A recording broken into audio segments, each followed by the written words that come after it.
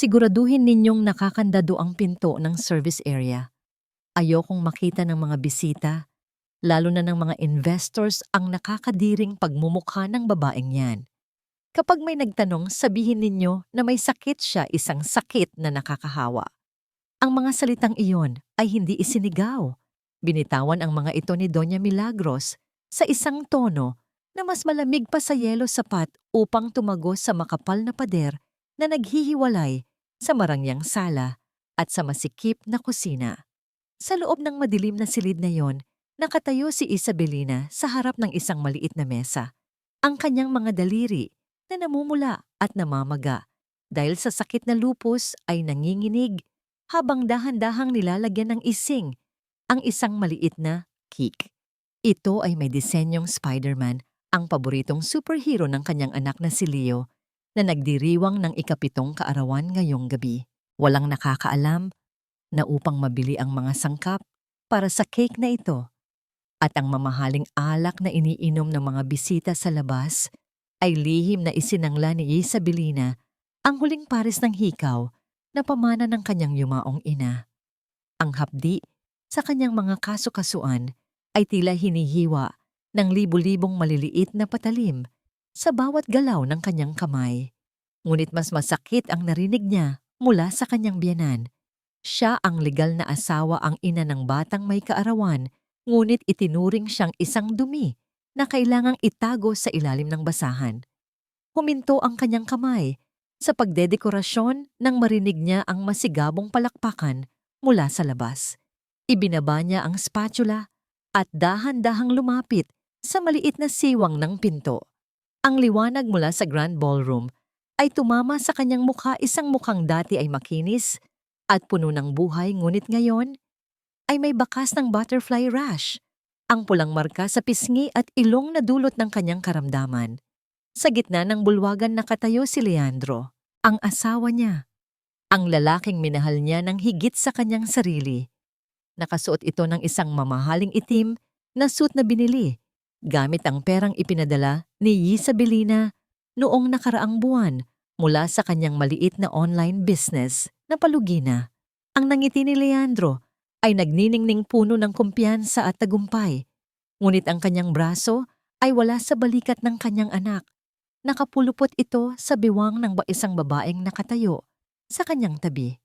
Si Marites Calderon. Ang babae ay nakasuot ng isang makinang na pulang gown na humahaplos sa bawat kurba ng kanyang katawan.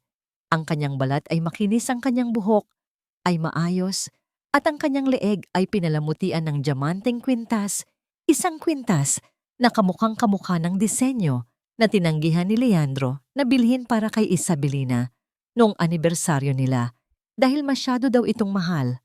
Nakita ni Isabelina ang kanyang anak na si Leo sa gilid ng entablado. Ang bata ay linga ng linga, ang mga mata ay puno ng pagkalito habang hinahanap ang kanyang ina sa dagat ng mga estranghero. Gustong-gustong buksan ni Isabelina ang pinto, tumakbo palapit sa anak at yakapin ito. Gusto niyang sabihin na narito si Mama, na ginawa niya ang cake na ito para sa kanya. Ngunit ang kanyang mga paa ay tila ipinako sa sahig ng kahihiyan. Biglang bumukas ang pinto ng kusina. Ang hangin mula sa labas ay nagdala ng amoy ng mamahaling pabango at litson. Pumasok si Leandro, hawak ang isang basyong baso ng wine. Ang nangiti sa kanyang labi ay agad na naglaho nang dumapo ang kanyang tingin kay Isabelina. Ang pagtingin na iyon ang tingin na ibinibigay sa isang basag na plato bago ito itapon sa basurahan. Walang galit, walang sigaw, tanging purong pandidiri at awa sa sarili. "Why are you standing there?" tanong ni Leandro. Ang boses ay mababa ngunit puno ng diin. "Didn't Mama tell you to stay hidden? Look at you, Isa. You look like a ghost." Huwag mong sirain ang gabing ito para kay Leo. This is a high-profile party. Nandyan ang mga partners ko. Ano na lang ang sasabihin nila kapag nakita nila ang itsura mo? Ang bawat salita ay tumama sa dibdib ni Isabelina nang walang tunog, ngunit ang epekto ay mas malakas pa sa pagsabog. Tinitigan niya ang lalaking ito. Ito ang lalaking inaalagaan niya tuwing nilalagnat. Ito ang lalaking tinutulungan niyang gumawa ng business proposal tuwing gabi habang tulog na ang lahat. Asawa mo ako, Leandro? Bulong ni Isabelina, ang boses ay basag at nanginginig. Ina ako ng anak mo. Bakit si Marites ang nasa tabi mo? Bakit ako ang nakakulong dito? Tumawa ng mahina si Leandro, isang tawang walang bahid ng saya. Lumapit siya kay Isabelina, ngunit hindi upang hawakan ito, kundi upang kumuha ng yelo mula sa freezer sa likuran nito. Si Marites ay nakakatulong sa negosyo, Isa.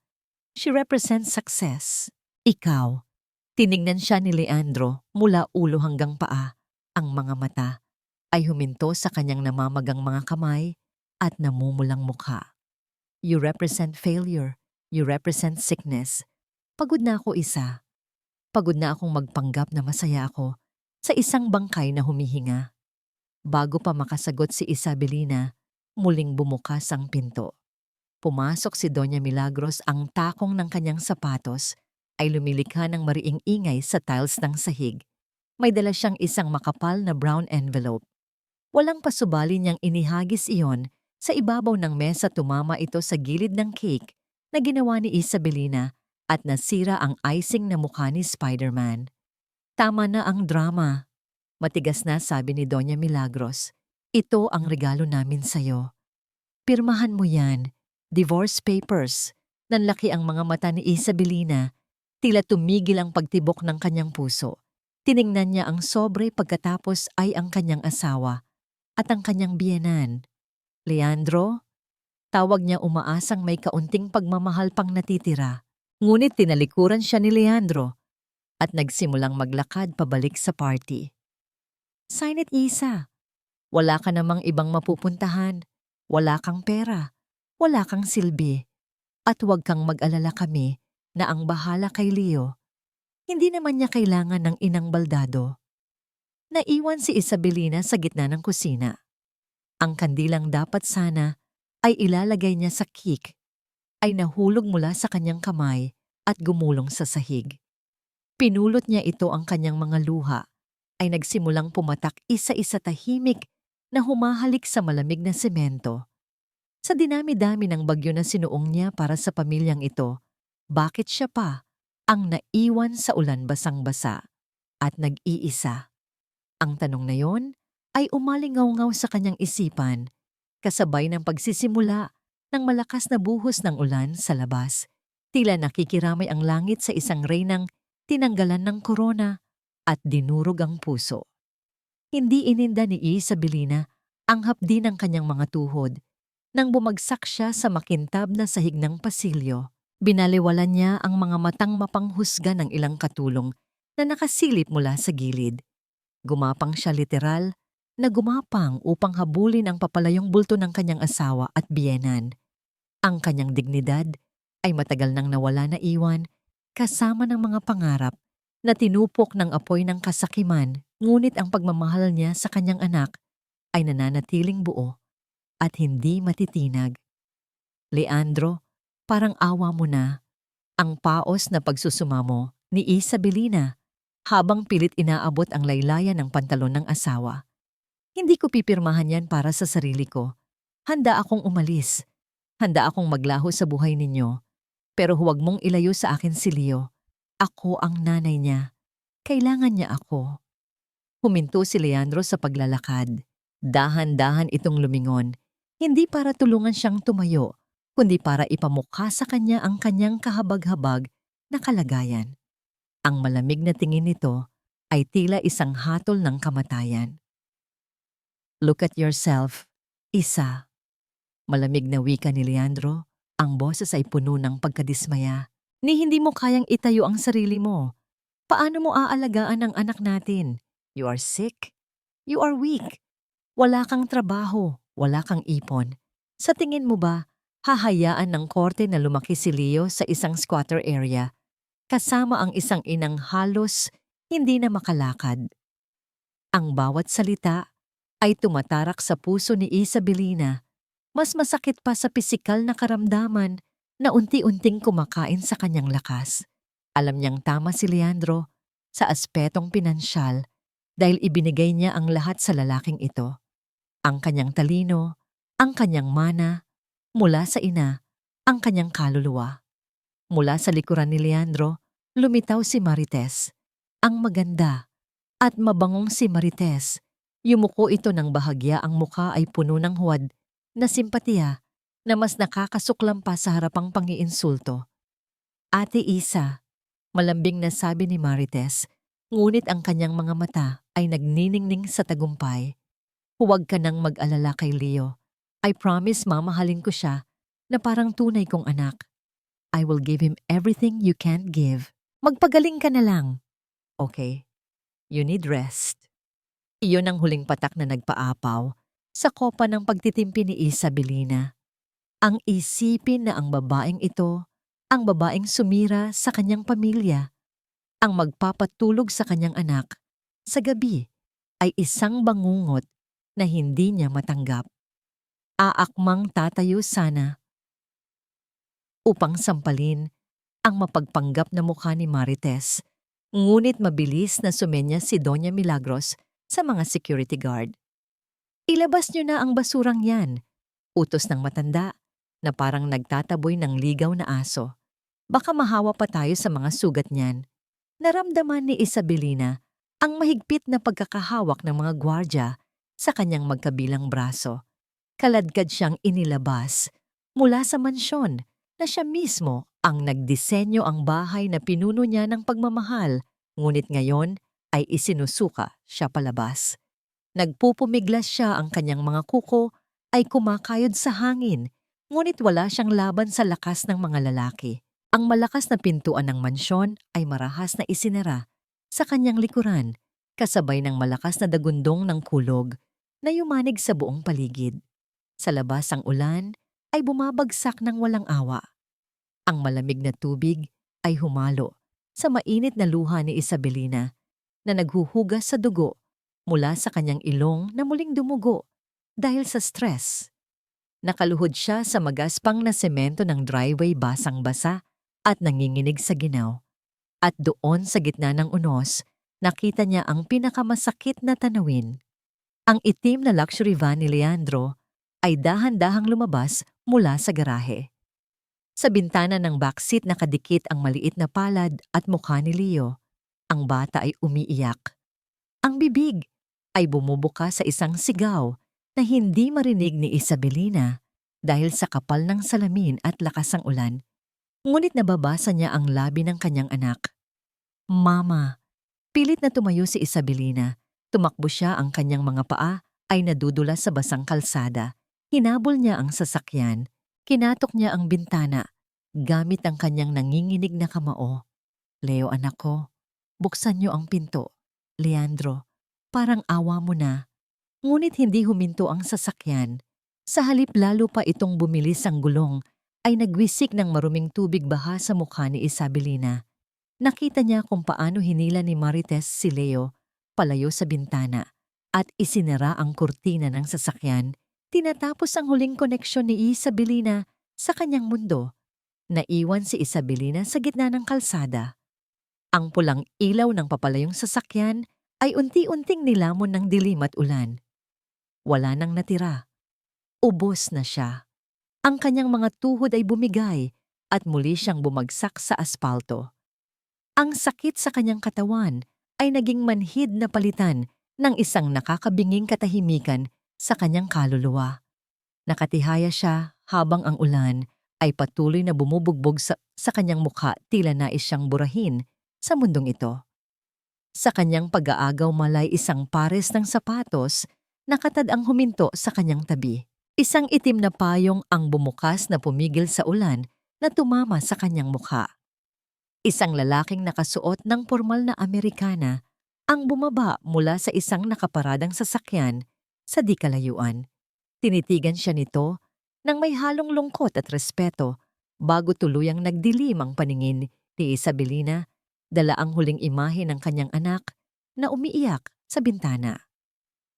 Ang masangsang na amoy ng antiseptiko at gamot ang unang humaplos Sa diwa ni Isabelina, isang matalim na paalala na siya ay buhay pa, bagaman ang kanyang puso ay tila matagal nang pumanaw. Dahan-dahan niyang iminulat ang kanyang mga mata. Ang puting kisame ng isang pribadong kwarto sa ospital ang sumalubong sa kanya, napakalayo sa malamig at maduming semento kung saan siya huling bumagsak. Ang maindayog na tunog ng heart monitor sa kanyang tabi ang tanging bumabasag sa nakabibinging katahimikan ng silid.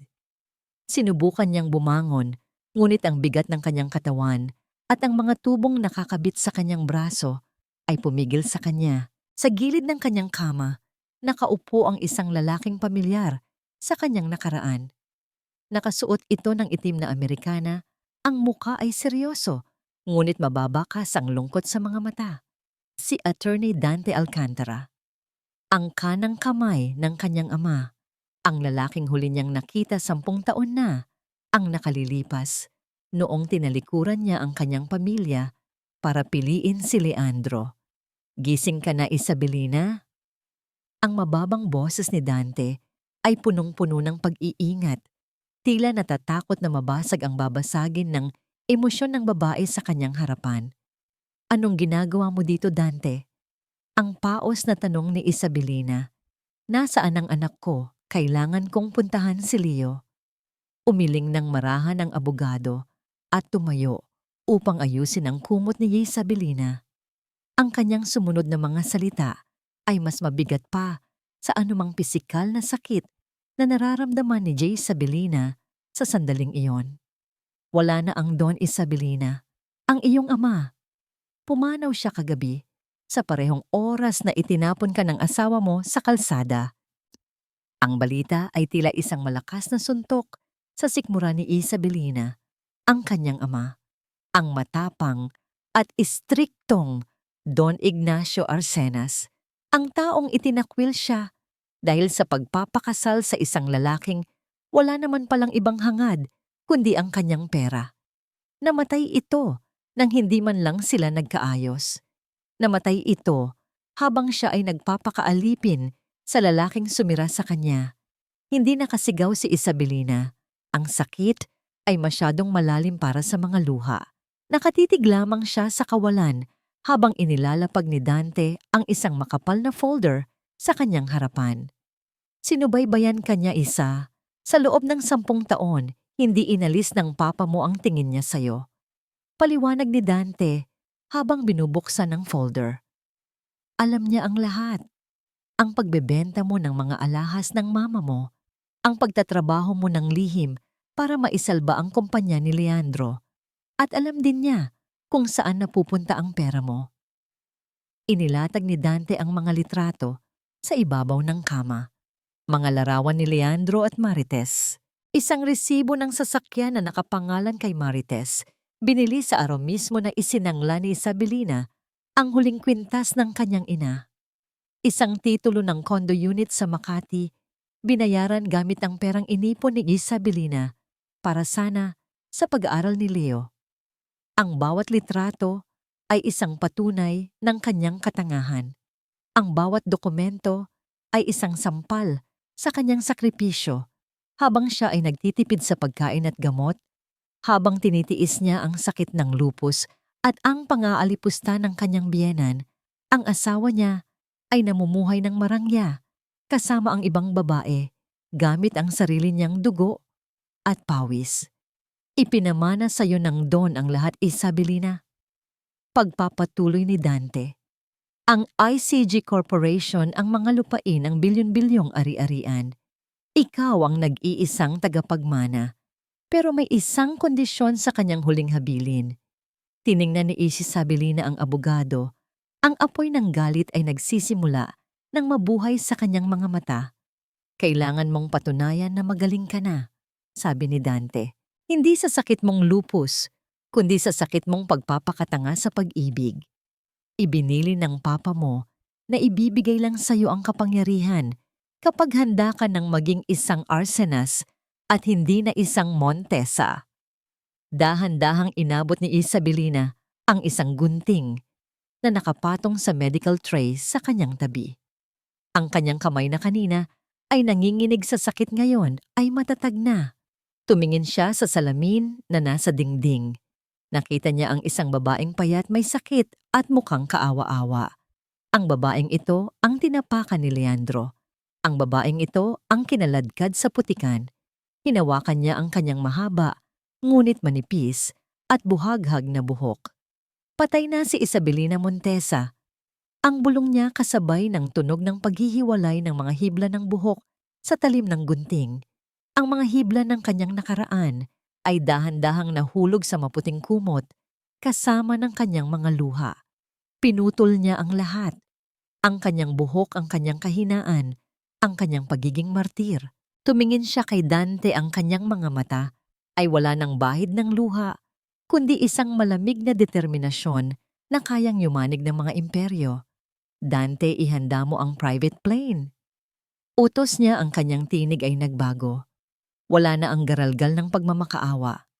Napalitan ito ng awtoridad ng isang reyna. Aalis tayo ngayong gabi. Dalhin mo ako sa pinakamagaling na espesyalista sa Europa. Gamutin niyo ako. Ayusin niyo ako. Dahil sa pagbabalik ko, sisiguraduhin kong ang bawat sentimo na kinuha nila, ang bawat luhang pumatak sa mata ng anak ko, babayaran nila ng 1,000 beses. Tumango si Dante bilang pagtalima, isang munting ng ngiti ang sumilay sa kanyang labi. Nakikita na niya ang anino ni Don Ignacio sa babaeng nasa kanyang harapan. Sa labas ng bintana ng ospital, tumila na ang ulan. Ngunit alam ni Isabelina na ito ay katahimikan lamang bago ang isang mas malakas na bagyo, isang bagyo na ang pangalan ay Isabel Arcenas. Lumipas ang 2 taon, hindi tulad ng paglipad ng ibon, kundi tulad ng mabagal at masakit na paggapang ng isang uod sa loob ng kanyang cocoon. Sa isang pribadong klinika sa Zurich, Switzerland, ang bawat araw ay isang laban para kay Isabelina.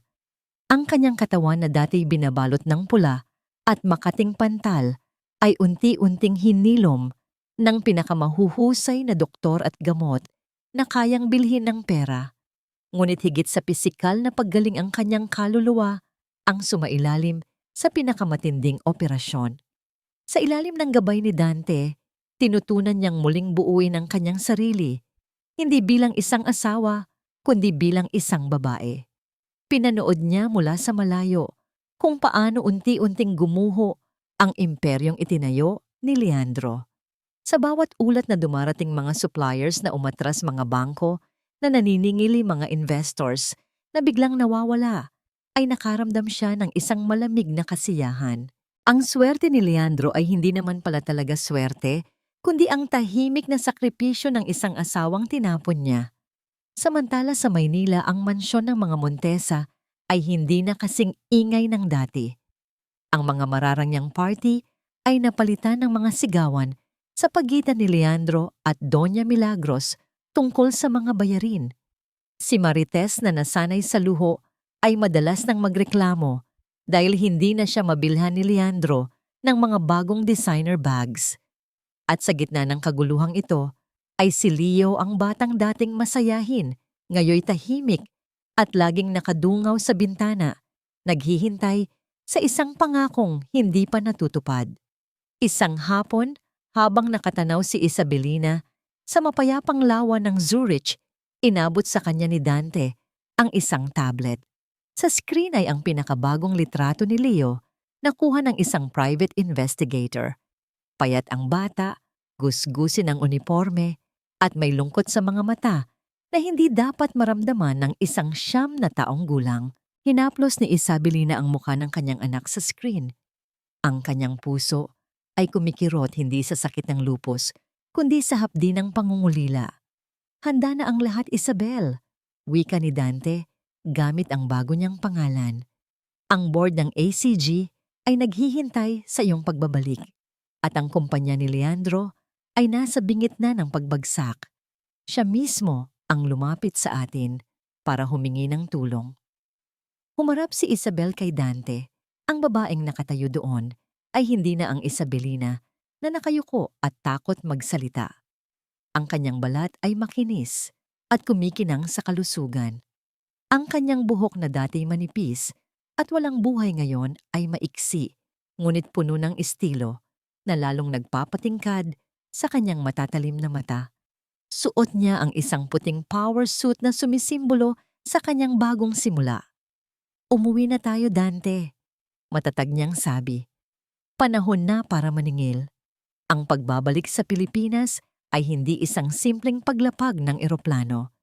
Ito ay paglapag ng isang agila na handang dumagit. Sa boardroom ng isang skyscraper sa Makati, ang hangin ay puno ng tensyon. Nakaupo sa isang mahabang mesa ang mga ehekutibo ng Montesa Group, kasama si Leandro na mukhang hindi nakatulog ng ilang araw. Ang kanyang mukha ay may bakas ng pagod at stress, malayo sa mayabang na lalaking nagpalaya sa kanyang asawa, 2 taon na ang nakararaan. "Sigurado ba kayo na darating ang chairman ng ACG?" Iritabling tanong ni Leandro sa kanyang sekretarya. "Kailangan natin ng investment na ito. Kung hindi, mawawalan tayo ng operating capital next month." Bago pa makasagot ang sekretarya, dahan-dahang bumukas ang malaking pinto ng conference room. Ang tunog ng mamahaling takong sa sahig ay umalingaw-ngaw sa katahimikan. Bawat hakbang ay may ritmo ng kapangyarihan at kumpiyansa. Pumasok si Isabel. Ang kanyang presensya ay tila humigop sa lahat ng hangin sa silid. Hindi siya tiningnan ni Leandro bilang ang kanyang dating asawa. Sa mga mata ni Leandro, ang babaeng ito ay isang estranghero, isang makapangyarihan, maganda at intimidating nilalang na kayang magsalba o pumatay sa kanyang negosyo. Diretso ang tingin ni Isabel sa bakanteng upuan sa kabisera, ang pwesto na nakalaan para sa kanya. Hindi niya tinapunan ng tingin si Leandro, ngunit ramdam niya ang bigat ng titig nito sa kanya. Umupo siya nang may elegante inilapag ang kanyang kamay sa mesa, at sa unang pagkakataon, sa loob ng 2 taon, narinig ni Leandro ang boses na minsan niyang minahal, ngunit kinalimutan. "Good morning, gentlemen." Bati ni Isabel. Ang kanyang tinig ay malamig at formal, ngunit may pamilyar na timbre na nagpatayo sa balahibo ni Leandro. "I am Isabel Arcenas. Shall we discuss your debt?" Napatitig si Leandro. Kumunot ang kanyang noo. Ang boses na yon, ang hugis ng mga mata. Pamilyar. Sobrang pamilyar. Ngunit imposible. Ang Isabelina na kilala niya ay isang babaeng losyang may sakit at mahina. Ang babaeng nasa harapan niya ay ang definisyon ng perfection. Isang ngiti ang sumilay sa mga labi ni Isabel. Isang ninang ngiti na hindi umaabot sa kanyang mga mata. Nagsimula na ang laro. At sa pagkakataong ito, siya na ang taya. Ang hangin sa loob ng conference room ay tila naging manipis, sapat lamang upang maramdaman ni Leandro ang pagbigat ng kanyang paghinga. Nakaupo siya sa harap ng babaeng nagpakilala bilang Isabel Arcenas. Hindi niya maialis ang kanyang tingin dito. May kung anong puwersa sa mga mata ng babae, isang uri ng lamig na nakakapaso na humihila sa kanya, pabalik sa isang ala-alang hindi niya matukoy. "Mr. Montesa," basag ni Isabel sa katahimikan. Ang kanyang boses ay malinaw at puno ng awtoridad, malayo sa garalgal na tinig ng pagmamakaawa na huling narinig ni Leandro mula sa kanyang asawa. "Your financial reports are bleeding. Ang kumpanya mo ay parang barkong may butas sa gitna ng dagat. Bakit ko isusugal ang pera ng ACG sa isang negosyong palubog na paghihina?" Napalunok si Leandro. Pinunasan niya ang namumuong pawis sa kanyang noo gamit ang kanyang mamahaling panyo. Sa loob ng 2 taon, nasanay siya sa mga taong sumasang-ayon sa kanya o di kaya'y natatakot sa kanya.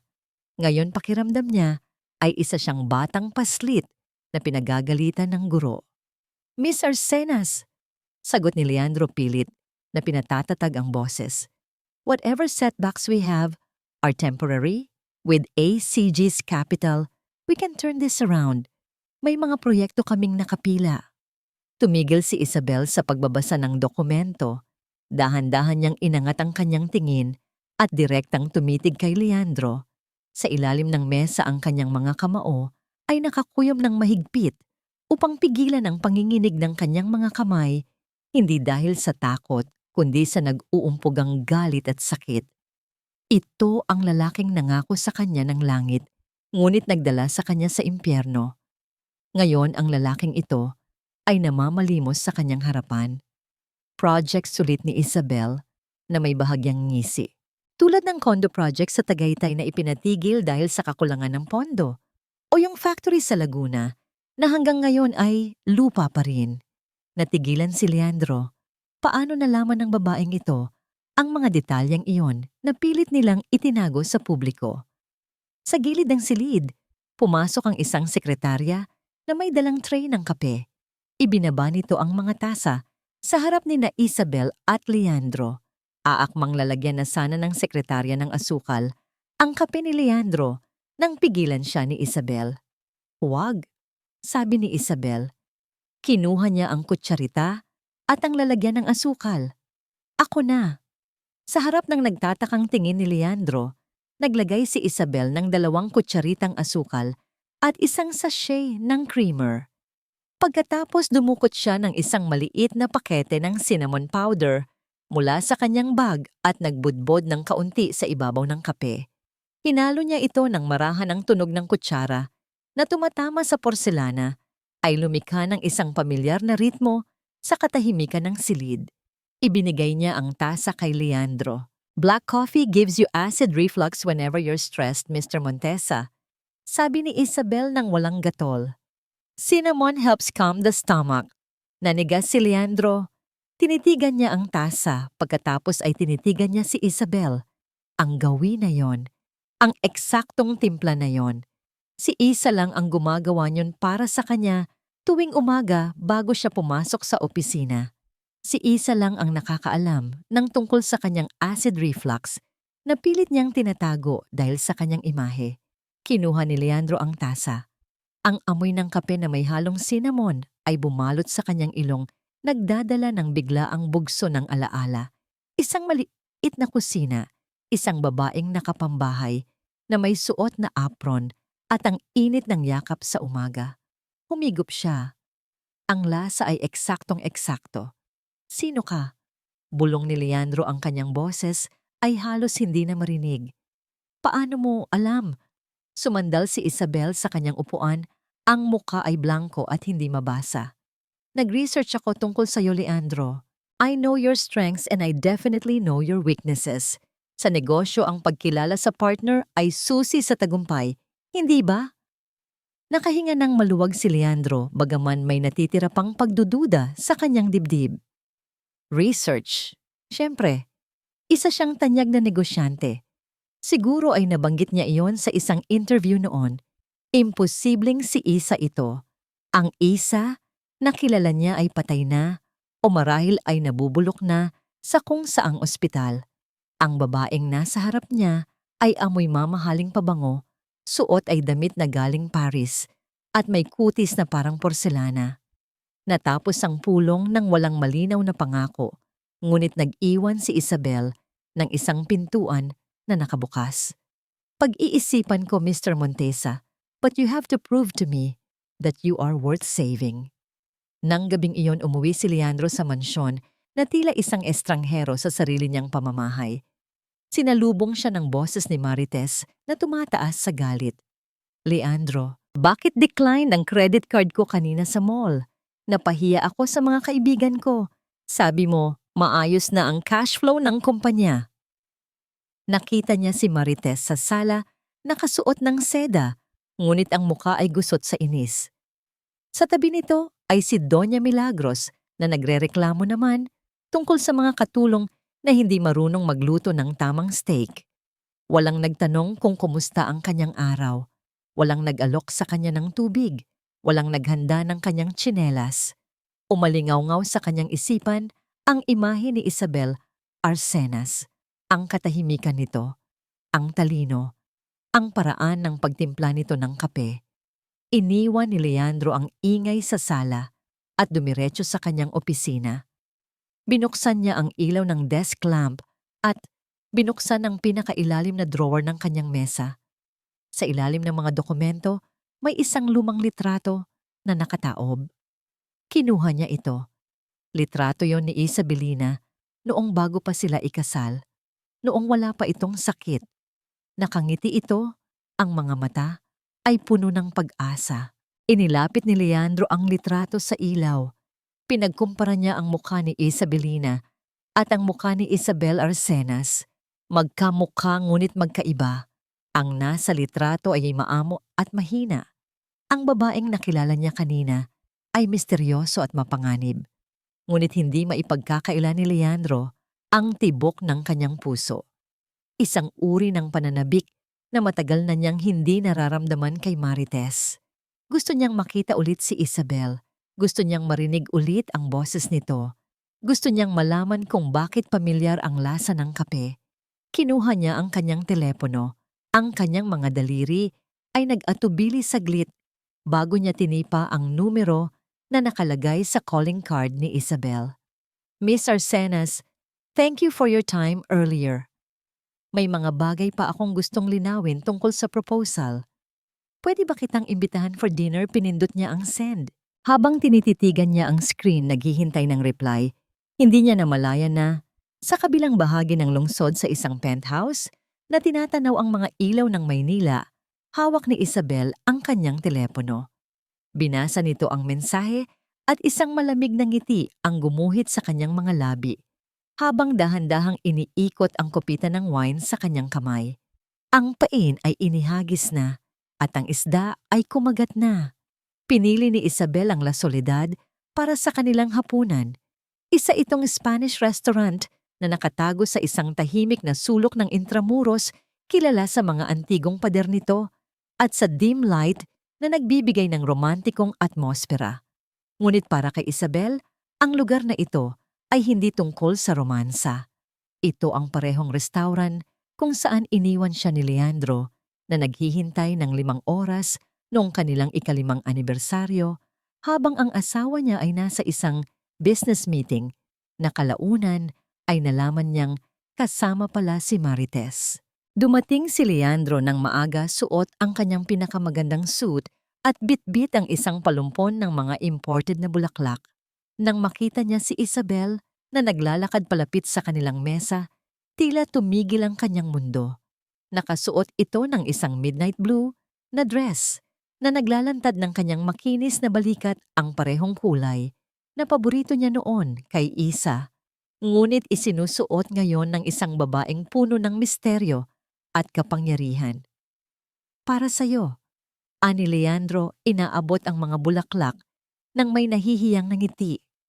I hope you like white lilies. Tinanggap ni Isabel ang mga bulaklak, inamoy ito ng bahagya at ibinigay sa waiter. Thank you, Leandro. White lilies are beautiful for funerals, but tonight they will do. Natigilan si Leandro sa sagot nito, ngunit agad ding bumawi ng tawa. You have a dark sense of humor, Isabel. I like that. Habang kumakain sila, sinimulan ni Isabel ang kanyang laro. Hindi niya pinag-usapan ang negosyo agad. Sa halip nagtanong siya tungkol sa tagumpay ni Leandro.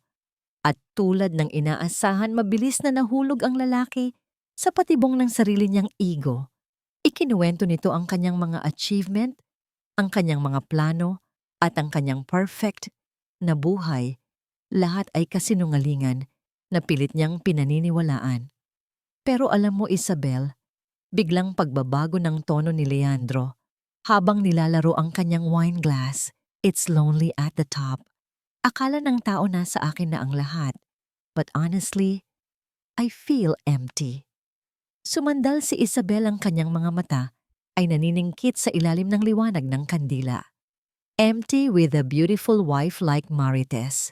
Sabi sa mga magazine, siya ang muse mo. Napabuntong hininga si Leandro, isang tunog ng pagod na tila galing sa kaibuturan ng kanyang pagkatao. Marites, she loves the lifestyle I provide, not me. She's materialistic, shallow. Minsan umuwi ako at parang gusto ko na lang tumakbo palayo. At ang anak ko, si Leo. Huminto siya, tila nagdadalawang isip. Nagbago na siya. Matigas na ang ulo. Hindi ko na siya makontrol. Sa ilalim ng mesa na baon ang mga kuko ni Isabel sa kanyang palad. Matigas ang ulo. O baka naman naghahanap lang ng kalinga ang bata na pinabayaan ninyo. Gusto niyang isigaw yon sa mukha ni Leandro. Gusto niyang ibuhos ang laman ng wine glass sa mukha ng lalaking nangahas na siraan ang sarili niyang anak para lang magpaawa sa ibang babae. Ngunit nanatiling kalmado ang kanyang mukha. Isang maskara ng simpatiya ang kanyang isinuot. That sounds terrible, Leandro. Malambing niyang sabi inaabot ang kamay nito sa ibabaw ng mesa. You deserve someone who understands you. Someone who can stand beside you, not behind you spending your money. Sa ACG, we value partners na may stability. Sa negosyo at sa personal na buhay. Tumingin si Leandro sa mga mata ni Isabel. Ang hawak nito sa kanyang kamay ay mainit nagbibigay ng kuryente sa kanyang nanlalamig na puso. Ito ang hinahanap niya. Isang babaeng ka-level niya. Isang babaeng hindi lang maganda, kundi matalino at makapangyarihan. Kung bibigyan kita ng pagkakataon, Isabel, bulong ni Leandro ang boses ay puno ng pagnanasa. Handa akong gawin ang lahat. I can change my life. I can fix things. Hinayaan ni Isabel na manatili ang kanyang kamay sa ibabaw ng kamay ni Leandro ng ilang sandali sapat para iparamdam dito na may pag-asa. Pagkatapos, dahan-dahan niyang inalis ito tila isang pangakong kailangan pang paghirapan. Actions speak louder than words, Leandro. Makahulugang sabi ni Isabel. Show me you're ready to be free and maybe, just maybe, a CG will open its doors for you. Tumayo na si Isabel upang magpaalam. I have an early flight tomorrow. Thank you for dinner. Nang maglakad siya palayo, hindi niya nilingon si Leandro na naiwang nakatulala, tila isang lasing na nakatikim ng pinakamasarap na alak at naghahanap pa ng higit. Pagkalabas ng restaurant, sumakay si Isabel sa kanyang sasakyan kung saan naghihintay si Dante. Agad niyang kinuha ang wet wipes at pinunasan ng kanyang kamay na hinawakan ni Leandro, kuskos ng kuskos hanggang sa mamula ang kanyang balat. Tila nais niyang burahin ang bawat bakas ng pagdampi nito. Ayos ka lang ba? Tanong ni Dante nakatingin sa kanya sa rearview mirror. Napakadali niyang makuha. Sagot ni Isabel, ang boses ay nanginginig sa pinaghalong galit at pandidiri. Ipinagkanulo niya ang asawa niya noon para kay Marites. Ngayon, ipinagkakanulo niya si Marites para sa akin o para sa pera ko. Hindi siya nagbago, Dante. Mas naging halimaw lang siya. Tumingin siya sa bintana sa madilim na kalangitan ng Maynila. Pero ang pinakamasakit, bulong niya ang luha, ay nagsisimulang mamuo sa kanyang mga mata ay nung tinawag niyang sakit sa ulo si Leo, ang anak ko, na walang ibang ginawa, kundi mahalin siya kahit hindi niya deserve. Sa loob ng restaurant na iwan si Leandro na nakangiti mag-isa. Kinuha niya ang kanyang telepono at tinawagan si Marites. Hello! Sagot ng asawa niya sa kabilang linya halatang iritable. Huwag mo akong hihintayin. Malamig na, sabi ni Leandro. May tinatapos pa ako. At Marites, bawasan mo ang paggastos ngayong buwan. May malaki akong pagbabagong gagawin sa kumpanya at sa buhay natin. Ibinaba niya ang telepono bago pa makasagot si Marites. Tumingin siya sa upuan kung saan nakaupo kanina si Isabel. Ang amoy ng pabango nito ay nananatili sa hangin, isang amoy na nangangako ng bagong simula. Ngunit sa katotohanan ay amoy ng papalapit na katapusan. Ang paaralan ni Leo ay isa sa mga pinaka-eksklusibong institusyon sa bansa, isang lugar kung saan ang halaga ng tuition ay mas malaki pa sa taunang kita ng isang ordinaryong pamilya. Dito nag-aaral ang mga anak ng senador, mga heredero ng mga tycoons at mga batang ipinanganak na may gintong kutsara sa bibig. Ngunit sa likod ng matataas na pader at magagarang pasilidad, may isang bata na tila naliligaw sa sarili niyang mundo. Pumarada ang itim na limousine, ni Isabel sa tapat ng gate. Hindi siya bumaba bilang isang ina. Bumaba siya bilang si Miss Arsenas, ang bagong major donor ng scholarship program ng eskwelahan. Sinalubong siya ng principal punong-puno ng papuri at pasasalamat, ngunit ang mga mata ni Isabel ay lumilipad, lagpas sa balikat ng ginang naghahanap ng iisang mukha sa dagat ng mga estudyanteng naglalaro sa field. At doon sa ilalim ng isang malaking puno ng nara, malayo sa tawanan ng ibang mga bata, nakita niya ito. Si Leo. Nakaupo ang bata sa damuhan na kayuko at pinaglalaruan ang laylayan ng kanyang uniforme. Napansin ni Isabel na ang polo nito ay lumana, medyo naninilaw sa kwelyo at maluwag sa kanyang payat na katawan. Ang kanyang sapatos ay may gasgas sa dulo na hindi man lang nilinis. Habang ang ibang mga bata ay sinusundo ng mga yaya na may dalang merienda at towel, si Leo ay nag-iisa, hawak ang isang maliit na lalagyan ng tubig na halos wala ng laman. Isang matinding kirot ang kumudlit sa dibdib ni Isabel. Ang anak ng may-ari ng Montesa Group, ang anak ng lalaking nagyayabang sa kanya kagabi tungkol sa lifestyle nito, ay mukhang batang napabayaan. Miss Arsenas, tawag ng principal na pansin ang pagkawala ng atensyon ng kanyang panauhin. Excuse me for a moment. Putol ni Isabel, hindi inaalis ang tingin sa anak. Naglakad siya palapit. Bawat hakbang ay mabigat, tila may kadena sa kanyang mga paa na humihila sa kanya pabalik sa nakaraan. Nang makalapit siya, narinig niya ang tawanan ng ilang kaklase ni Leo na dumadaan. Uy, tingnan niyo si Leo. Tukso ng isang batang lalaki. Suot na naman niya yung sapatos niyang luma. Wala ba kayong pambili? Di ba mayaman ang daddy mo? Hindi sumagot si Leo. Mas lalo lang itong yumuko, tila gustong lamunin na siya ng lupa. Hindi nakatiis si Isabel. Ang kanyang dugo ay uminit. Ang reyna sa kanya ay gustong parusahan ang mga batang yon, ngunit ang ina sa kanya ay gustong protektahan ang kanyang anak. Lumapit siya at tumayo sa harap ni Leo. Ang kanyang anino ay tumakip sa bata mula sa init ng araw at sa mapanghusgang tingin ng iba. Leave him alone. Ang malamig ngunit mariing utos ni Isabel sa mga nambubuli. Ang awtoridad sa kanyang boses ay sapat na upang mapatahimik at mapatakbo ang mga bata palayo. Dahan-dahang nag-angat ng tingin si Leo. Ang kanyang mga mata na kaparehong-kapareho ng mga mata ni Isabel ay puno ng takot at pagtataka. Tiningnan niya ang magandang babae. Sa kanyang harapan, ang babaeng amoy rosas at ulan, isang amoy na nakabaon sa pinakalumang alaala ng kanyang kamusmusan. Lumuhod si Isabel upang magpantay ang kanilang mga mukha. Hindi niya mapigilan ang panginginig ng kanyang mga kamay nang ayusin niya ang gusot na kwelyo ng polo ni Leo. Pinunasan niya ang dumi sa pisngi ng bata gamit ang kanyang mamahaling panyo. Huwag kang yumuko, Leo. Bulong ni Isabel, ang boses ay basag sa pinipigil na emosyon. Ikaw ay isang prinsipe at ang prinsipe hindi nagpapatalo sa mga salita ng iba. Napatitig si Leo, ang paraan ng pagsasalita, ang haplos sa kanyang pisngi, ang init ng kamay. Mama. Ang mahinang usal ng bata, tila takot na isang panaginip lang ang lahat. Gusto siyang yakapin ni Isabel. Gusto niyang isigaw na, "Oo anak, ako ito. Umuwi na tayo." Gusto niyang itakas ito ngayon din. Ngunit alam niya na hindi pa pwede. Kung gagawin niya iyon ngayon, makakasuhan siya ng kidnapping. Mawawala ang lahat ng pinaghirapan niya.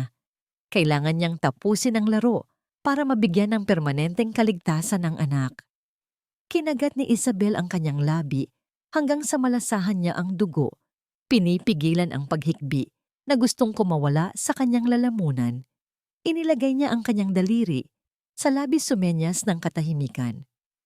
Shhh! Bulong niya. Ang mga luha ay nagsisimulang mamuo sa gilid ng kanyang mga mata. Malapit na anak, malapit na kitang sunduin. Konting tiis na lang. Dumukot siya sa kanyang bag at inilagay sa palad ni Leo ang isang maliit na bagay, isang maliit na figurine ng Spider-Man, bago at makintab. Ito ang kapalit ng kick na nasira nung gabing pinalayas siya. Maging matapang ka para kay mama. Okay. Bago pa makasagot si Leo, narinig ni Isabel ang busina ng isang sasakyan sa gate. Ang pamilyar na SUV ni Marites. Mabilis na tumayo si Isabel. Tandaan mo, mahal na mahal ka ni mama. Tumalikod siya at naglakad palayo nang mabilis, hindi dahil nagmamadali, kundi dahil alam niyang kung lilingon pa siya ng isa pang beses, bibigay ang kanyang tuhod at hindi na siya makakaalis. Mula sa malayo nakita ni Leo ang pagdating ng kanyang madrasta. Si Marites ay abala sa pakikipag-usap sa cellphone ni hindi tumingin sa kanya nang sumigaw ito ng Leo sakay na, "Ang bagal mo." Mahigpit na hinawakan ni Leo ang maliit na Spider-Man sa kanyang kamay. Itinago niya ito sa kanyang bulsa, malapit sa kanyang puso. Tumingin siya sa papalayong likod ni Isabel. Hindi na siya nakayuko ngayon. May bagong liwanag sa kanyang mga mata, isang pag-asa na ang kanyang ina, ang kanyang tunay na kakampi ay nagbalik na. Samantala, sa loob ng kanyang sasakyan, sumandal si Isabel at pinakawalan ang kanina pa pinipigil na iyak. Ang kanyang makeup ay nasira ng mga luha, ang kanyang maskara ng katatagan ay panandali ang natunaw. Nakita mo ba ang sapatos niya, Dante? Hagulgol niya, ang boses ay puno ng sakit ng isang ina. Nakita mo ba kung gaano siya kapayat? Ipinangako ni Leandro na aalagaan siya. Ipinangako niya. Malapit na, Isabel. Paalala ni Dante, inaabutan siya ng tubig. Malapit na nating matapos ito. Pinunasan ni Isabel ang kanyang mukha. Ang kanyang mga mata na kanina ay puno ng luha ngayon ay nag-aapoy muli sa galit.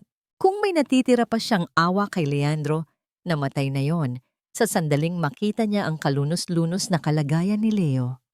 Tawagan mo ang bangko, Dante. Utos ni Isabel, ang boses ay matigas at walang patawad. I-release mo ang pondo. Papirmahin mo na si Leandro bukas. Gusto ko nang kunin ang lahat sa kanya. Lahat-lahat. Ang penthouse ni Isabel ay matatagpuan sa pinakamataas na palapag ng ACG Tower, isang lugar na dinisenyo upang magmukhang kastilyo ng isang reynang hindi na kayang abutin ng mga karaniwang mortal. Mula sa kanyang malawak na bintana, kitang-kita ang buong siyudad ng Makati. Ang mga ilaw ng kalsada ay tila mga ugat na dumadaloy patungo sa puso ng kanyang imperyo. Ngayong gabi, ang penthouse ay hindi lamang isang tahanan, kundi isang entablado para sa huling yugto ng kanyang plano.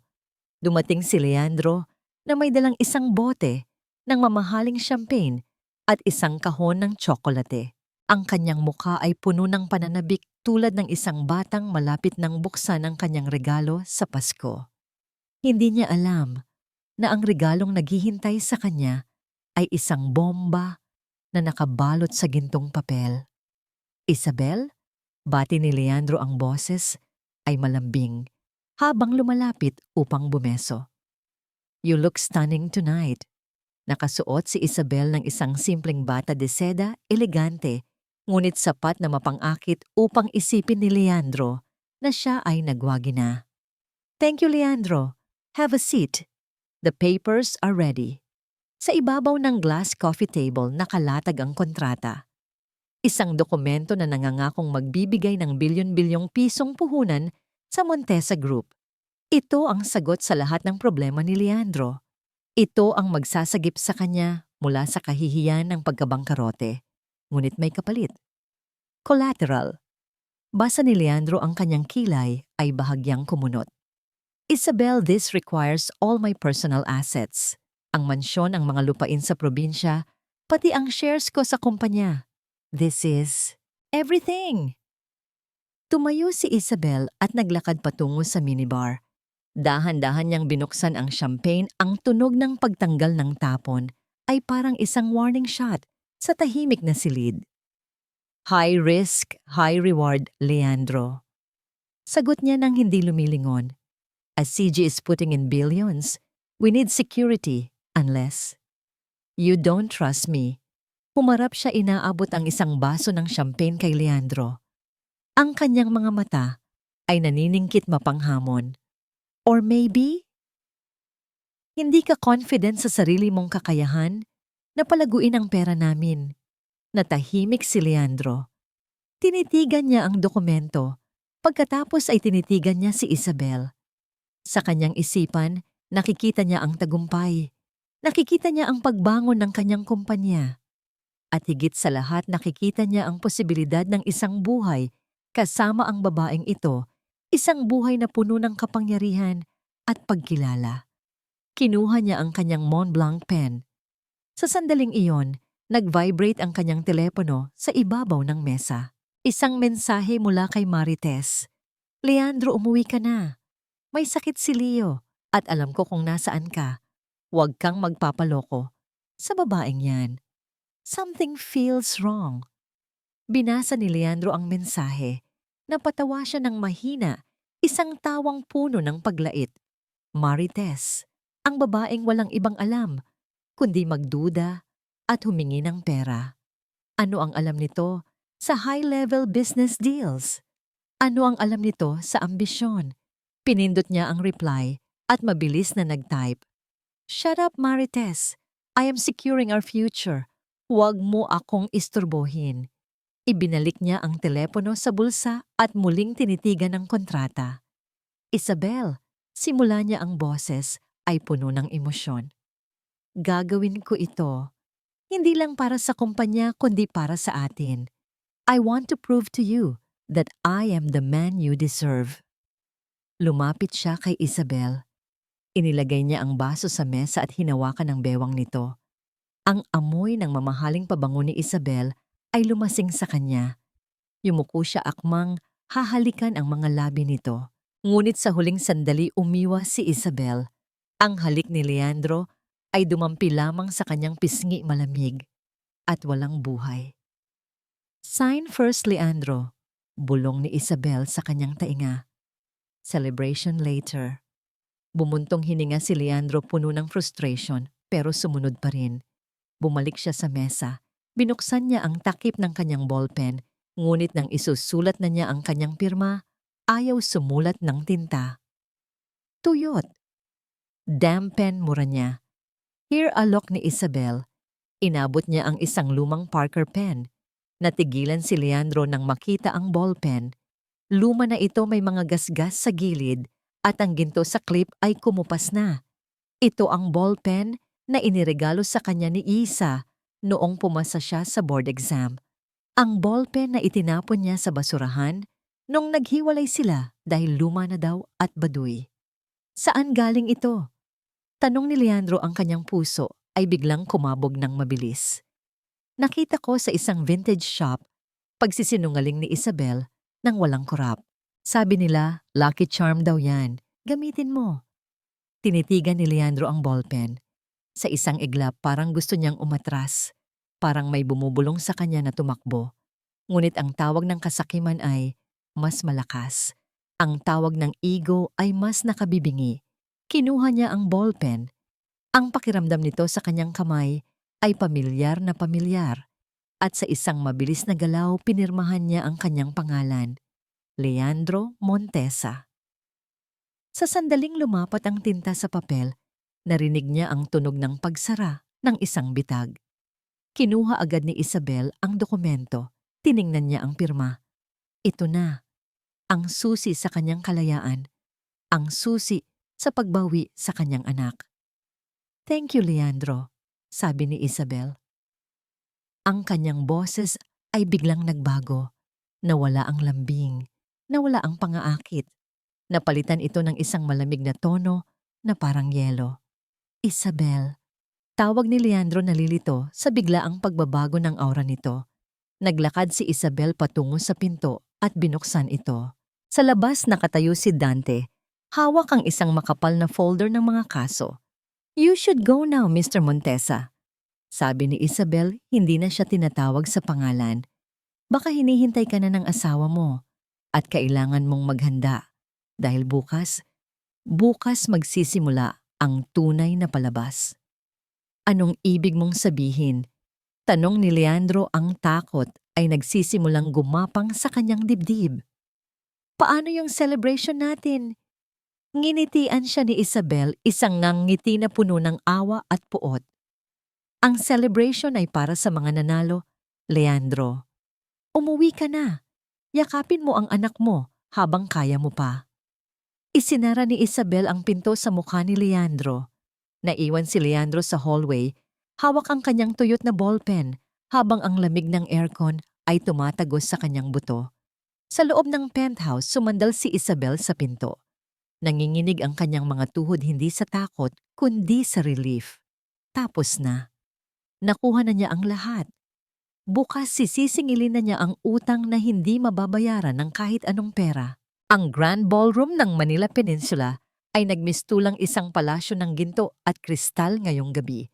Ang dambuhalang chandelier sa gitna ng kisame ay nagsasabog ng liwanag sa mga diamante at mamahaling hiyas na suot ng mga panauhin. Amoy na amoy sa hangin ang pinaghalong samyo ng mga imported na bulaklak at mamahaling pabango, isang matamis na amoy na pilit na nagtatakip sa baho ng pagkabulok ng pamilya Montesa. Sa gitna ng bulwagan, nakatayo si Doña Milagros. Suot niya ang isang gown na gawa sa makapal na seda at sa kanyang leeg ay nakapulupot ang isang kwintas na hiniram lamang niya sa isang kaibigang alahera, kapalit ng pangakong babayaran ito pagkatapos ng merger. Ang kanyang tawa ay matinis at pilit bawat halakhak ay isang palabas para sa mga reporter na naglipana sa paligid. Of course, darling. Pagyayabang ni Doña Milagros sa isang society editor. Ang merger na ito ay patunay lamang na ang Montesa Group ay matatag. My son Leandro is a genius. Hindi kami kayang tibagin ng kahit anong intriga. Sa isang sulok nakatayo si Leandro. Hawak niya ang isang baso ng champagne, ngunit ang kanyang kamay ay nanginginig ng bahagya. Ang kanyang mga mata ay pabalik-balik sa entrance, hinihintay ang pagdating ni Isabel. Ito na ang gabi ng kanyang tagumpay. Kapag inunsyo na ang partnership, ang lahat ng kanyang utang ay mabubura. Ang lahat ng kanyang kasalanan ay matatakpan ng pera. Samantala, sa labas ng ballroom, isang ibang uri ng drama ang nagaganap. Nagpupumigla si Marites sa mahigpit na pagkakahawak ng dalawang malalaking security guard. Ang kanyang buhok ay gulo-gulo at ang kanyang mukha ay namumula sa galit at takot. Bitawan niyo ako. Impit na sigaw ni Marites, pilit na hindi gumawa ng eskandalo na maririnig sa loob. Asawa ako ni Leandro. Kailangan ko siyang makausap. Niloloko siya ng babaeng yan. Humarang sa kanyang daraanan si Attorney Dante Alcantara. Kalmado itong nakatayo, ang kanyang muka ay walang emosyon, tila isang pader na hindi kayang gibain. I'm sorry, Mrs. Calderon. Formal na wika ni Dante, sadyang ginamit ang apelyido nito sa pagkadalaga. This is a private event. Ang pangalan mo ay wala sa guest list. Guest list? Nanlaki ang mga mata ni Marites. Bahay ko to? Kumpanya ko to. Hindi na ngayon. Sagot ni Dante. Umuwi ka na habang may natitira ka pang dignidad. Huwag mo nang hintayin na makita mo ang pagbagsak ng asawa mo. Bago pa makasagot si Marites, hinila na siya ng mga gwardya palayo sa pinto. Ang kanyang mga banta ay nalunod sa tugtog ng orkestra mula sa loob. Sa loob ng ballroom, namatay ang mga ilaw. Ang spotlight ay tumutok sa entablado kung saan nakatayo si Leandro. Inayos niya ang kanyang necktie at ngumiti sa harap ng microphone. Ang palakpakan ay belegano, ngunit para sa kanya ito ay musika. Good evening, ladies and gentlemen. Panimula ni Leandro. Tonight marks a new chapter. Sa loob ng 2 taon, maraming nagsabi na babagsak kami. But tonight, I proved them wrong. At hindi ko ito magagawa kung wala ang tulong ng isang espesyal na babae. Ang aking partner, ang aking inspirasyon, ang chairman ng ICG. Huminto siya para sa dramatikong epekto. Ang mga tao ay nagbulungan sa bic na makita ang misteryosong bilyonarya. Please welcome, sigaw ni Leandro, Miss Isabel Arcenas. Itinaas ni Leandro ang kanyang kamay patungo sa malaking LED screen sa kanyang likuran. Inaasahan na lalabas ang logo ng ACG at ang video profile ni Isabel. Ngunit hindi logo ang lumabas. Ang screen ay nag-flicker at isang maingay na static ang umalingaw-ngaw sa buong ballroom. Napangiwi ang mga bisita. Natigilan si Leandro. Biglang lumiwanag ang screen. Hindi ito high-definition video. Ito ay malabo kuha ng isang CCTV camera na may petsang 2 taon na ang nakalilipas. Ang imahe ay isang kusina. Isang babaeng payat na mumula ang balat dahil sa sakit ang nakatayo sa gilid habang nagdedekorasyon ng cake. Natahimik ang buong bulwagan. Ang tanging naririnig ay ang audio mula sa video, ang malinaw at pamilyar na boses ni Doña Milagros. Kapag may nagtanong, sabihin ninyo na may sakit siya, isang sakit na nakakahawa. Nanigas si Doña Milagros sa kanyang kinatatayuan. Ang kanyang baso ng wine ay dumula sa kanyang mga daliri at bumagsak sa sahig. Ang pulang likido ay kumalat sa kanyang mamahaling gown, tila dugo. Nagpatuloy ang video. Nakita ng lahat si Leandro na pumasok sa kusina. Narinig ng daan-daang tao ang kanyang malupit na boses. You represent failure. You represent sickness. Pagod na akong magpanggap na masaya ako sa isang bangkay na humihinga. Ang mga bulungan sa paligid ay naging isang ingay ng pagkamuhi at pagkagulat. Ang mga matapobreng kaibigan ni Doña Milagros ay napatingin sa kanya ng may pandidiri. Si Leandro ay tila naistatwa sa entablado. Ang kanyang mukha ay nawalan ng kulay. Gusto niyang ipatigil ang video, pero ang kanyang mga paa ay ayaw gumalaw. Sa huling bahagi ng video, nakita ng lahat ang pagkaladkad kay Isabelina palabas ng bahay habang umuulan at ang pagsara ng pinto sa mukha nito habang umiiyak ang isang bata sa background. Namatay ang screen. Ang katahimikan sa ballroom ay nakabibingi. Mabigat. Nakakasakal. Mula sa likuran ng bulwagan, bumukas ang dambuhalang pinto. Ang tunog ng pagbukas nito ay umalingaw-ngaw tila hatol ng hukuman. Lahat ng ulo ay lumingon. Hindi si Isabel Arcenas na nakagaw ng pumasok. Ang babaeng naglalakad sa red carpet ay walang suot na alahas. Wala siyang make-up.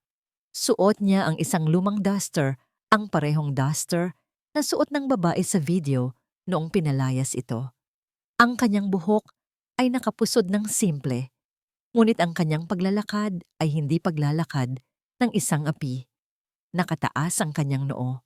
Ang kanyang mga mata ay nagliliyab sa isang apoy na kayang tumupok ng buong gusali. Naglakad siya patungo sa entablado. Ang mga tao ay kusang humawi na parang tubig sa dagat na nagbibigay daan sa tunay na may-ari ng karagatan. Leandro, nanginginig ang mga labi, ay bumulong sa mikropono na hindi niya namamalayan ay nakabukas pa rin. Yisa! Tumigil ang babae. Sa paanan ng hagdan ng entablado, tumingala siya kay Leandro.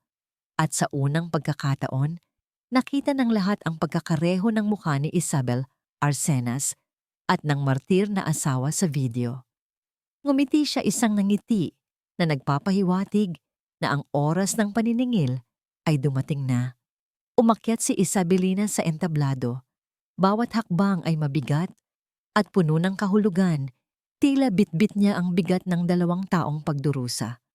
Sa kanyang simpleng duster at walang makeup na mukha siya ay isang matinding kontradiksyon sa karangyaan ng paligid. Ngunit sa kanyang mga mata, nandoon ang isang uri ng kagandahan na hindi nabibili ng salapi, ang kagandahan ng isang kaluluwang dumaan sa apoy at hindi nasunog. Inabot niya ang mikropono mula sa nanginginig na kamay ni Leandro. Ang lalaking dati tinitingala niya tila Diyos, ngayon ay mukhang isang basang sisiw sa kanyang harapan. Magandang gabi. Bati ni Isabelina. Ang kanyang boses ay hindi malakas, ngunit ito ay puno ng kapangyarihan na nagpatigil sa bawat bulungan sa loob ng ballroom. Kilala ninyo ako bilang si Isabel Arcenas ang chairman ng ACG. Ngunit sa lalaking ito, lumingon siya kay Leandro. Ako ay si Isa lang, ang babaeng tinawag niyang bangkay na humihinga, ang babaeng itinapon niya sa ulan. Humarap siya sa mga kamera. Ang mga flash ng photography ay tila kidlat na sunod-sunod. Leandro Montesa. Tawag ni Isabelina, ang boses ay matalas. Akala mo ba talaga ay tutulungan kita? Akala mo ba ay ililigtas ko ang kumpanyang ito? Isa, please. Bulong ni Leandro, ang pawis ay tumutulo sa kanyang noo. Pag-usapan natin ito. Huwag dito. Tumawa si Isabelina, isang tawang mapait. Pag-usapan? Tulad ng pag-uusap natin noong nagmamakaawa ako sa iyo na huwag kunin ang anak ko. Tulad ng pag-uusap ninyo ng ina mo habang pinipirmahan ko ang divorce papers. Dumukot si Isabelina sa bulsa ng kanyang duster. Inilabas niya ang kontratang pinirmahan ni Leandro kagabi. Itinaas niya ito upang makita ng lahat. Ito, wika niya, ay ang patunay ng iyong kasakiman. Kagabi, ipinagbili mo ang lahat ng iyong bahay, ang iyong shares, ang iyong dangal, para sa isang pangako ng pera. Hindi mo man lang binasa ang fine print. Binuksan niya ang huling pahina ng dokumento. Ayon sa Section 8, Paragraph 4, kapag napatunayan na ang humihiram ay may kasaysayan ng fraud o unethical business practices, ang ACG ay may karapatang bawiin agad ang lahat ng collateral nang walang abiso. Tumingin si Isabelina sa malaking screen kung saan nakapost pa rin ang video ng pang-aapi sa kanya. At sa tingin ko, patuloy niya sapat na ebidensya ang video na ito para patunayan na ang moralidad mo, Mr. Montesa, ay mas mababa pa sa lupa. Isang singhap ang narinig mula sa mga manonood na pagtanto nila ang ibig sabihin nito. Mula sa oras na ito, deklarasyon ni Isabelina, ang Montesa Group ang mansyon sa Forbes Park at ang lahat ng assets na nakapangalan sa iyo ay pag-aari na ng ACG Corporation. Wala ka ng pag-aari, Leandro. Kahit ang suot mong suit ay pag-aari ko na ngayon. Bumagsak ang balikat ni Leandro. Ang kanyang mga tuhod ay bumigay at napaluhod siya sa entablado. Hindi dahil sa pagsisisi, kundi sa bigat ng katotohanan na nawala na ang lahat sa kanya. Sa ibaba ng entablado, si Doña Milagros ay sinusubukang tumakas. Tinatakpan niya ang kanyang muka gamit ang kanyang bag, ngunit hinarang siya ni Dante at ng ilang pulis. Saan ka pupunta, Doña Milagros? Tanong ni Dante ng may ngiti. Mayroon pa tayong hiwalay na usapin tungkol sa child abuse at illegal detention. Naalala mo ba noong ikinulong niyo si Isabelina sa bodega? Napaupo na lang sa sahig si Doña Milagros, umiiyak at naghi-hysterical habang kinukuhanan siya ng video ng mga taong dati ay humahalik sa kanyang paa. Bumaba si Isabelina sa entablado. Nilagpasan niya si Leandro na nakaluhod. Hindi niya ito tinapakan, hindi niya ito sinampal. Dahil para sa kanya ang lalaking ito ay hindi na karapat-dapat sa kanyang galit. Isa na lang itong anino ng kanyang nakaraan. Sa gitna ng kaguluhan, isang maliit na tinig ang narinig niya mula sa likuran. Mama. Huminto ang mundo ni Isabelina. Ang bilis ng tibok ng kanyang puso ay dumoble. Dahan-dahan siyang lumingon. Sa entrance ng ballroom nakatayo si Leo. Kasama nito ang yaya na palihim na binayaran ni Dante para itakas ang bata mula sa mansyon ngayong gabi. Nakita ni Leo ang kanyang ina.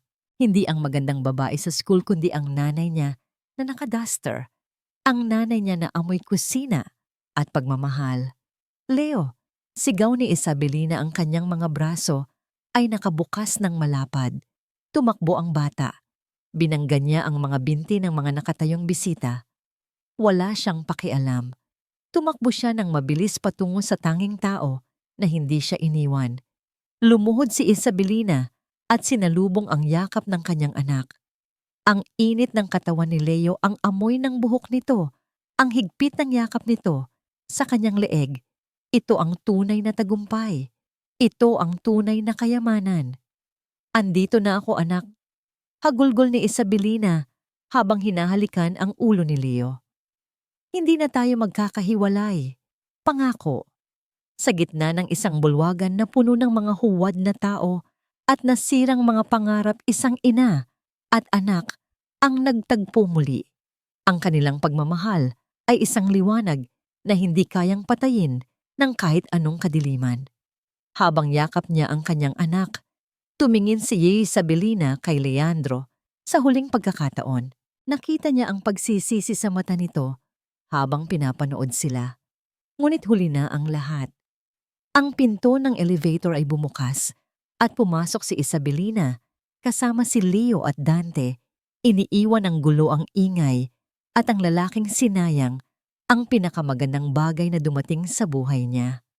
Sa loob ng tahimik na sasakyan, habang binabaybay nila ang daan, pauwi sa penthouse, hindi binitawan ni Isabelina ang kamay ng kanyang anak kahit isang sandali. Mahimbing na natutulog si Leo, ang ulo nito ay nakasandal sa kanyang hita. Ang paghinga ay malalim at payapa, isang kapayapaan na matagal na nitong hindi nararanasan. Hinahaplos ni Isabelina ang buhok ng bata. Ang kanyang mga daliri ay dahan-dahang sinusuyod ang bawat hibla, sinusubukang burahin ang alaala ng mga gabing hindi niya ito nayakap. Tumingin si Dante mula sa driver's seat sa pamamagitan ng rearview mirror. Ang kanyang mga mata ay puno ng respeto at isang tahimik na pagmamahal na hindi kailanman humingi ng kapalit. "Saan tayo pupunta, Isabel?" Tanong ni Dante, ang boses ay mahina upang hindi magising ang bata. "Sa penthouse ba o sa mansyon ng mga Arsenas?" Tumingin si Isabelina sa labas ng bintana. Ang mga ilaw ng syudad ay dumadaan na, parang mga bituin sa lupa. "Sa lumang bahay namin ni Leandro," sagot niya na ikinagulat ni Dante. "Yung maliit na bahay sa Quezon City, yung tinirhan namin bago siya yumaman. Gusto kong kunin ang mga gamit ni Leo na naiwan doon at gusto kong magpaalam ng maayos sa bahay na yon." Pagkarating nila sa lumang bungalow, sinalubong sila ng katahimikan at alikabok. Ito ang bahay kung saan sila nagsimula, kung saan niya ipinagbuntis si Leo, kung saan masaya pa sila kahit sardinas lang ang ulam. Ngayon ang bahay ay tila isang musileo ng mga patay na pangarap. Habang natutulog si Leo sa sofa na tinakpan ni Dante ng kanyang Amerikana, pumasok si Isabelina sa dati nilang kwarto. Binuksan niya ang cabinet. Nandoon pa rin ang mga damit niya, mga lumang t-shirt, mga bestidang kupas. Wala ni isa sa mga ito ang ginalaw ni Leandro. Hindi dahil mahalaga ang mga ito, kundi dahil basura lang ang tingin niya sa mga ito. Sa ilalim ng tumpok ng mga damit, nakita niya ang isang maliit na kahon. Binuksan niya ito. Sa loob ay ang kanyang wedding ring, ang singsing na hinubad niya at iniwan noong gabing pinalayas siya. Kinuha niya ito. Malamig ang metal sa kanyang palad. Dati ang singsing na ito ay simbolo ng pangako. Ngayon, ito ay simbolo ng kadena. "Anong gagawin mo dyan?" tanong ni Dante na nakatayo sa may pintuan. Naglakad si Isabelina papunta sa bintana. Tiningnan niya ang singsing sa huling pagkakataon. "Ito ang huling bagay na nag-uugnay sa akin kay Leandro." Wika niya, dahan-dahan niyang inilagay ang singsing sa kanyang bulsa. Hindi niya ito itinapon, hindi niya ito winasak. Dahil ang singsing na ito, sa kabila ng lahat ng sakit, ay bahagi ng kanyang kwento. Ito ang nagpaalala sa kanya kung paano magmahal ng totoo at kung paano masaktan ng todo upang matutong bumangon. Bumalik sila sa sala. Nagising si Leo, kinukusot ang kanyang mga mata.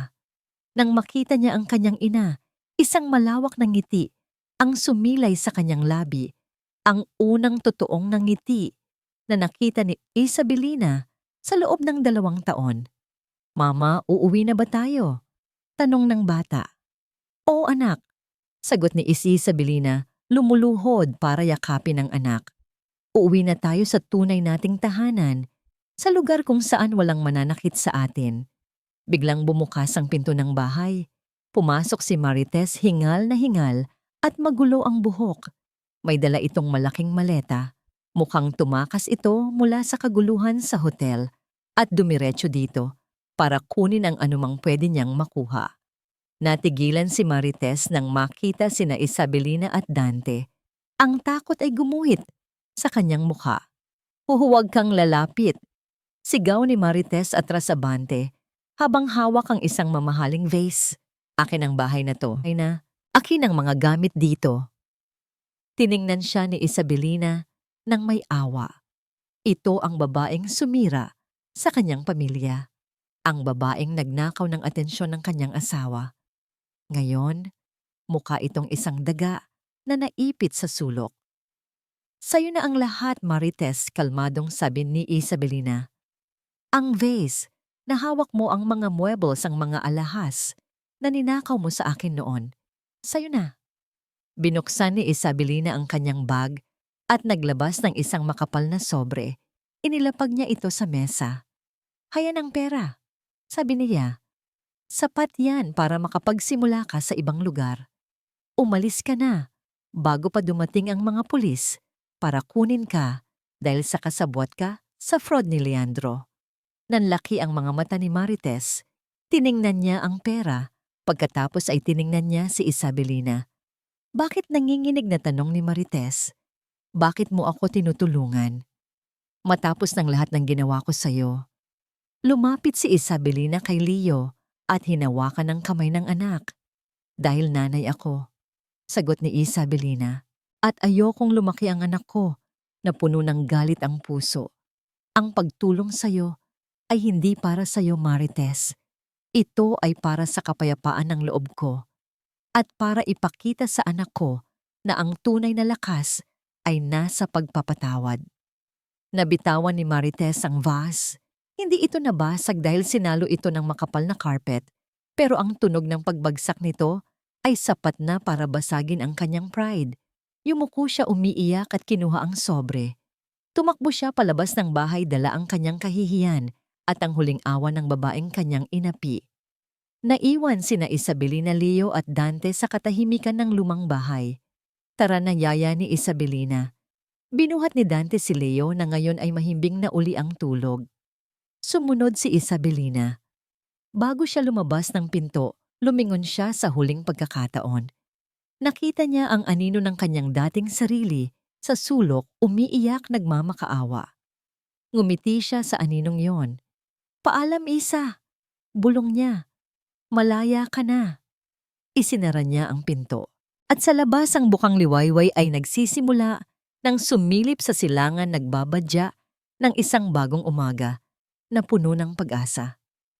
Kinabukasan ng balita tungkol sa pagbagsak ng Monte sa group at ang pagbabalik ni Isabelina Arcenas ay nasa headline ng bawat dyaryo at programa sa telebisyon. Ang mansyon sa Forbes Park na dati simbolo ng kapangyarihan ngayon ay napapalibutan ng mga taga-media at mga taong nag-uusisa, tila mga buwitre na nag-aabang sa bangkay ng isang namatay na hari. Sa loob ng isang maliit na opisina sa presinto, nakaupo si Leandro. Ang kanyang mamahaling suit ay gusot na at ang kanyang mukha ay puno ng mga guhit ng pagod at pagkatalo. Matapos ang ilang oras na interogasyon, pansamantala siyang pinalaya dahil sa piyansang inayos ng kanyang mga abogadong unti-unti na ring umaatras sa kaso. Wala na siyang mapuntahan. Ang kanyang mga bank account ay frozen. Ang kanyang mga kaibigan ay hindi sumasagot sa kanyang mga tawag. Maging ang kanyang ina ay nasa kustodya na rin ng mga pulis. Isang lugar na lang ang pumasok sa kanyang isipan. Naglakad siya. Sa ilalim ng init ng araw, naglakad siya ng maraming kilometro hanggang sa marating niya ang pamilyar na gate ng penthouse ng ACG. Pinigilan siya ng gwardya ngunit sa pagkakataong ito, lumabas si Isabelina. Hindi para pagtawanan siya kundi para harapin siya sa huling pagkakataon. Nakatayo sila sa rooftop garden ng gusali, sa gitna ng mga bulaklak at halaman na inalagaan ni Isabelina. Ang hangin ay sariwa, isang malaking kaibahan sa mabigat na atmosfera ng kulungan kung saan nanggaling si Leandro. Isabasag ni Leandro sa katahimikan. Ang kanyang boses ay hindi na mayabang. Ito ay boses ng isang taong lugmok na. Alam kong wala akong karapatan pero Parang awa mo na. Patawarin mo ako. Lumuhod si Leandro sa harapan ni Isabelina. Ang kanyang mga luha ay nagsimulang tumulo. Kasalanan lahat ni Mama. Sabi niya sinisisi ang iba, gaya ng dati. Siya ang nagtulak sa akin. Si Marites tinukso niya ako. Nabulag ako sa pera sa kapangyarihan. Pero ikaw ang mahal ko, Isa. Noon pa man. Maniwala ka sa akin. Tinitigan siya ni Isabelina. Hindi galit, hindi awa, kundi isang uri ng kalmadong pag-unawa. Hinayaan niya itong ilabas ang lahat ng kanyang mga dahilan, lahat ng kanyang mga kasinungalingan. Tumayo ka, Leandro. Mahinahong utos ni Isabelina. Tumayo si Leandro puno ng pag-asa. Pinapatawad mo na ako. Hindi, Leandro, sagot ni Isabelina na nagpabagsak sa balikat ng lalaki. Hindi kita pinapatawad dahil hindi mo naman talaga hinihingi ang kapatawaran ko. Ang hinihingi mo ay ang pera ko, ang kapangyarihan ko, ang koneksyon ko. Hinihingi mo ang lumang isa na kaya mong kontrolin. Lumapit si Isabelina sa gilid ng rooftop. Tumingin siya sa syudad sa ibaba. Mahal mo ako? Tanong niya nang hindi lumilingon. Kung mahal mo ako, bakit mo ako tinawag na bangkay? Kung mahal mo ako, bakit mo ipinagkait sa akin ang sarili kong anak? Kung mahal mo ako, bakit mo hinayaan na magmukmok sa lungkot ang anak natin habang ikaw ay nagsasaya kasama ng ibang babae? Humarap siya kay Leandro. Sa unang pagkakataon, nakita ni Leandro ang buong bigat ng sakit sa mga mata ng kanyang dating asawa. Hindi mo minahal si Marites, pagpapatuloy ni Isabelina. At lalong hindi mo minahal ang sarili mong ina. Dahil kung mahal mo sila, hindi mo sila gagamitin para sa sarili mong kapakanan. May isang tao ka lang na minahal sa buong buhay mo, Leandro, at iyon ay ang sarili mo. Tumalikod si Isabelina. Ang parusa mo ay hindi ang pagkakakulong. Ang parusa mo ay hindi ang pagkawala ng pera. Ang tunay na parusa mo, Leandro, ay ang mabuhay sa natitirang mga araw mo na kasama ang tunay na ikaw. Isang lalaking walang dangal, walang paninindigan, at walang pagmamahal. Isang lalaking walang laman ng puso. Naglakad siya palayo. Papasok na sana siya sa pinto ng penthouse nang muli siyang lumingunin. Hindi ako yumaman, Leandro, sabi niya. Hindi ako nagbago. Bumalik lang ako sa kung sino talaga ako bago kita nakilala. At ang babaeng iyon ay hindi ka kailanman mamahalin ulit. Isinara niya ang pinto. Naiwan si Leandro sa rooftop, mag-isa. Ang mga salita ni Isabelina ay umalinggaw-ngaw sa kanyang isipan, mas masakit pa sa anumang sampal. Napatingin siya sa kanyang mga kamay na dati puno ng singsing at mamahaling relo, ngayon ay walang laman. Sa loob ng penthouse, sinalubong si Isabelina ng yakap ni Leo. Mama, sino po yung kausap mo? Tanong ng bata. Ngumiti si Isabelina at hinaplos ang pisngi ng anak. Isang estranghero, anak. Isang multo mula sa nakaraan. Pero wala na siya. Tayo na lang. Lumapit si Dante, may dalang dalawang tasa ng mainit na tsa. Inabot niya ang isa kay Isabelina. Ang kanilang mga kamay ay bahagyang nagdikit. Walang salitang binitawan, ngunit sa kanilang mga mata may isang pangunawa na mas malalim pa sa pagkakaibigan. Isang pangako ng isang tahimik at payapang bukas. Tumingin si Isabelina sa labas ng bintana. Ang araw ay unti-unti nang lumulubog sa kanluran, nagiiwan ng kulay kahel at rosas sa kalangitan. Ang bagyo ay tapos na. At pagkatapos ng bawat bagyo, laging may bahaghari. Isang taon ang lumipas. Sa isang pribadong dalampasigan sa Batangas, ang buhangin ay kasing puti ng mga ulap at ang dagat ay kasing payapa ng kalangitan. Ang tunog ng malumanay na paghampas ng alon sa baybayin, ang tanging musikang bumabalot sa paligid. Nakaupo sa isang banig si Isabelina, nakasuot ng simpleng puting bestida habang pinapanood ang kanyang anak na si Leo na nagtatampisaw sa tubig. Ang bata ay tumatawa, ang kanyang mga halakhak ay malaya at walang bahid ng takot Sinasabayan ang paglipad ng mga ibon sa himpapawid. Ang dating lungkot sa mga mata ni Leo ay napalitan na ng ningning ng isang masayang kabataan. Hindi na si Isabelina ang chairman ng ACG sa sandaling iyon. Hindi siya ang reynang nagpabagsak ng isang imperyo. Siya ay si Mama lang, isang inang nakahanap ng kapayapaan sa tawa ng kanyang anak. Ang kanyang karamdaman ay nasa remission. Ang kanyang balat ay makinis, ang kanyang mga mata ay panatag. Ang laso ng nakaraan ay hinugasan na ng pagmamahal. Sa tulong ni Dante, itinatag niya ang Reina Foundation, isang organisasyon na tumutulong sa mga babae at mga batang biktima ng domestic at financial abuse. Ang kanyang sakit ay naging lakas, ang kanyang mga luha ay naging punla ng pag-asa para sa iba. Minsan may nagbalita sa kanya. Nakita raw si Leandro sa isang mall sa probinsya nagtatrabaho bilang isang sales agent ng appliances. Mabilis itong tumanda, ang dating kayabangan sa mukha ay napalitan ng kunot ng pagod at pagsisisi. Si Doña Milagros naman ay iniwan sa isang maliit na home for the aged ng mga kamag-anak na nagsawa na rin sa kanyang ugali. Hindi na sila muling nagparamdam. Lumapit si Dante, may dalang isang tray na may 2 baso ng malamig na buko juice. Umupo ito sa tabi ni Isabelina, hindi nagsasalita, ngunit ang kanyang presensya ay sapat na. Sa loob ng 1 taon, siya ang naging sandigan ni Isabelina, isang kaibigang hindi nang husga, isang partner na hindi naghangad ng kapalit. Dumukot si Isabelina sa kanyang bulsa.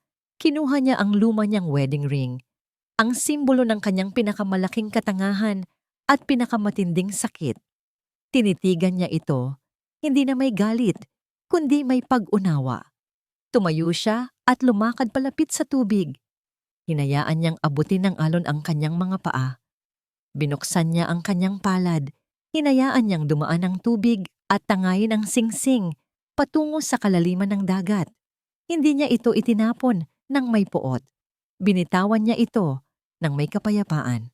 Pinatawad na niya ang nakaraan, hindi para kay Leandro o para sa ina nito.